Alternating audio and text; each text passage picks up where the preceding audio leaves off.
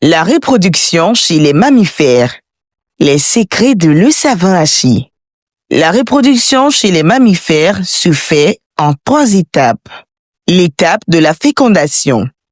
Elle entraîne la migration des gamètes, la rencontre des gamètes, la pénétration des spermatozoïdes et activation de l'ovocyte 2, la formation des pronucléis ou amphémicies, la cariogamie. L'étape de l'évolution de l'œuf jusqu'à la nidation.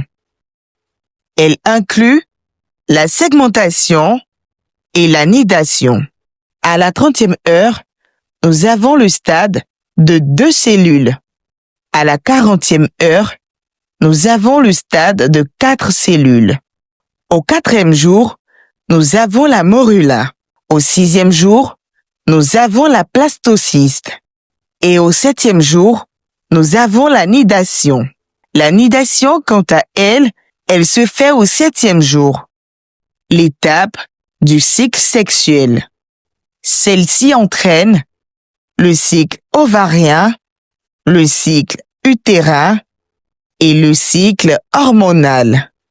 Le cycle ovarien comporte la phase folliculaire ou préovulatoire, la phase ovulatoire ou d'ovulation, la phase lutéinique ou post-ovulatoire. Quant au cycle utérin, il comporte la phase folliculaire qui entraîne la reconstitution de l'endomère, la phase lutéinique qui entraîne à son tour la muqueuse ou dentelle utérine qui continue de grossir. En ce qui concerne le cycle hormonal, nous avons l'ovarien et l'hypophysaire. L'ovarien entraîne la production d'oestrogènes.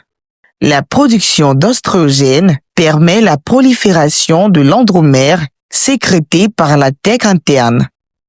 La progestérone, quant à elle, permet la prolifération maximale de l'endomètre sécrété par les cellules lutéales du corps jaune. Le cycle hypophysaire entraîne la LH qui déclenche l'ovulation et transforme les follicules rompus en corps jaune. La FSH entraîne la croissance de la maturation des follicules ovariens. Que se passe-t-il en cas de non-ovulation?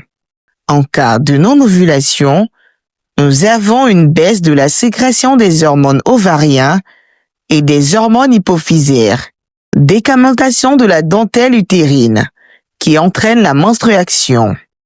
En cas d'ovulation, il y a augmentation de la sécrétion des hormones ovariens et des hormones hypophysaires. La nidation.